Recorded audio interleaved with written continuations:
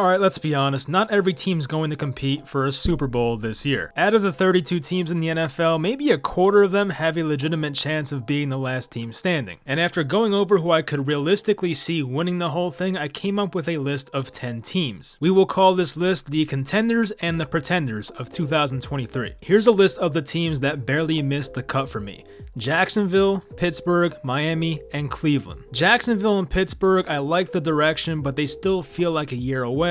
Miami, I just can't trust the health of Tua for an entire season plus the playoffs. And Cleveland, I mean, great roster, but we have not seen Deshaun Watson be elite since 2020. So unless your team is in that group or ends up being part of the next 10 I mentioned, then I'm sorry, but I think that team is either mid or just not that good or just rebuilding. I have 7 AFC teams and only 3 NFC teams, but that's no surprise. But let's get started with the NFC. First, I'm putting Philadelphia, the defending NFC champs. They lost some important pieces: Javon Hargrave, CJ Gardner-Johnson, who just dodged a bullet with an injury, TJ Edwards, Isaac Samalu, and a few others. But still, they retained their older players, kept Jason Kelce for one more year. I guess one of my main concerns for them is losing both coordinators, as Jonathan Gannon left for Arizona and Shane Steichen for Indy. A healthy Rashad Penny at running back would be huge for them. His yards per carry in his career is ridiculous, and adding guys like Nicholas Morrow and Terrell Edmonds were cost-effective moves to help replace guys who left. I don't think they were some one-year wonder, obviously, and they made the playoffs back in 2021. Jalen Hurts keeps getting better, and the NFC is not in the best of shape these days. Next, I'm going with the Dallas Cowboys. Yeah, I know, they have not made it to the NFC Championship game in almost 3 decades, but most of my reasoning here is a weak conference, and I did like their offseason, to be honest. Dak Prescott seems motivated to cut down on the turnovers and prove people wrong, and they did add a nice weapon to help ensure that. Brandon Cooks, the 29-year-old wideout with 6 separate 1,000-yard seasons under his belt, will be their number 2 guy,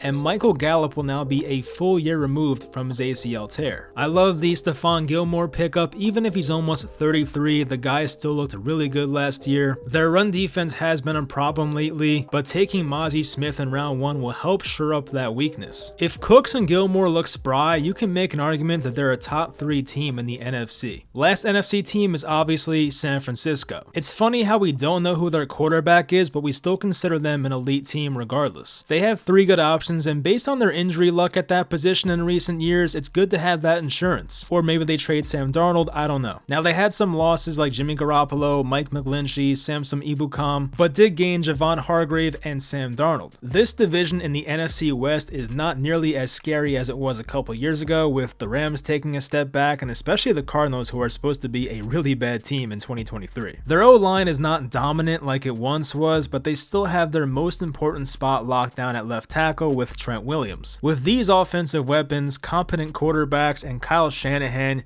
you know the offense is going to be just fine. Their defense still looks elite, especially the front 7, and just imagine if guys like Cleveland Farrell or Javon Kinlaw resurrect their careers. That would make this already great front 7 even scarier. On to the AFC now, and I'll start with Cincinnati. Their biggest move of the offseason was signing Orlando Brown to play left tackle, which gives them the ability to shift Jonah Williams to right tackle, where he played as a freshman at Alabama. Their O-line depth is actually tremendous, which is funny considering it was their glaring weakness just 2 years ago during their Super Bowl run. They added Irv Smith Jr. at tight end, who's already very explosive, but can he stay healthy? That's the big question. Nick Scott, who's a player I like and actually faced the Bengals back in that recent Super Bowl, was added to try and replace guys like Jesse Bates and Von Bell. If Dax Hill turns into what they expect, their secondary should be fine. With Joe Burrow, the improved offensive line, and their same weapons, they're always going to be in contention. Next, I'm putting another AFC North team, and it's the Baltimore Ravens. Lamar Jackson has won 70% of his starts. He got his money, so I see no problems here. OBJ and J.K. Dobbins are now 2 years removed from their ACL injuries, which will help out this offense a ton. Zay Flowers, who I was a big fan of, was taken in round 1. They took some hits on defense, like losing Calais Campbell, who definitely is up there in age now, but even Chuck Clark, who did tear his ACL, and Marcus Peters just signed elsewhere as well. But they still have plenty of talent on that side of the ball. They're obviously well coached, and I don't know, something about the Ravens just feels different this year. Next is going to be the Buffalo Bills, to no one's surprise. You keep thinking they'll get over the hump at some point, but it has not happened yet thanks to Patrick Mahomes and Joe Burrow. They did lose Tremaine Edmonds to the Bears, but they were able to retain Jordan Poyer and added Connor McGovern, the Cowboys one. Von Miller going down last season really hampered their defense, so if he's able to make a late season comeback, that would be huge. DeMar Hamlin attempting to come back and play can definitely motivate this group, and maybe that's what they need. Next, I'm throwing in the Denver Broncos. They gave Sean Payton $18 million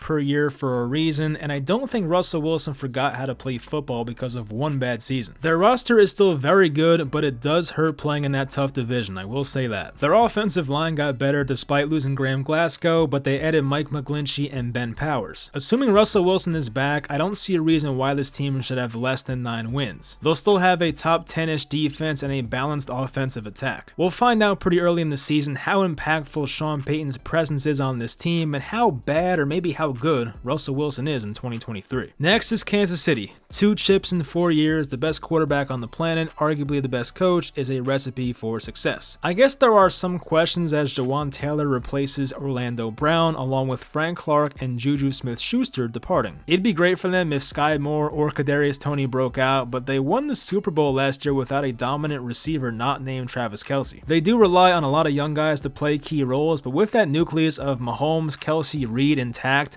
they're always going to be contenders. Next team I won't spend too much time on because I just made a whole video about them, but it's the New York Jets. As I've said, it's tough to fully believe when that franchise has been so bad for so long. They did, however, get much better this offseason and added a future Hall of Fame quarterback to a team that had the worst overall passer rating last year. And that future Hall of Fame quarterback, it was announced today, just took a pay cut, so that's definitely big. If their O-line keeps Rodgers upright and guys like Mekhi Becton and Dwayne Brown stay healthy, the Jets might find themselves playing in late January. Lastly, I'm throwing in the Los Angeles Chargers. I was on the fence, but I talked myself into it. In typical Chargers fashion last year, health was not on their side. Keenan Allen, Mike Williams, Joey Bosa, JC Jackson all missed extended time, and even Justin Herbert had broken ribs and a labrum tear in his throwing shoulder. In a similar fashion to the Jets, it's hard to see things ever going their way, but they do have the talent to make a run, there's no doubt. Eric Kendricks was added from Minnesota, we'll see how much he has left in the tank. And as long as their top guys stay on the field, this should be a really good team. If it doesn't go well though, then real-life Madden player Brandon Staley will probably be out of a job. So that's it. That's my list of 10 teams I could realistically see winning the Super Bowl in 2023. I guess technically 2024. Anyway, if there's a team I left off the list, let me know in the comments. Once again, I was close to putting teams like Pittsburgh, Jacksonville, Cleveland, and Miami. I hope you guys enjoyed the video. Leave a like and subscribe for more NFL content, and I'll talk to you guys next time.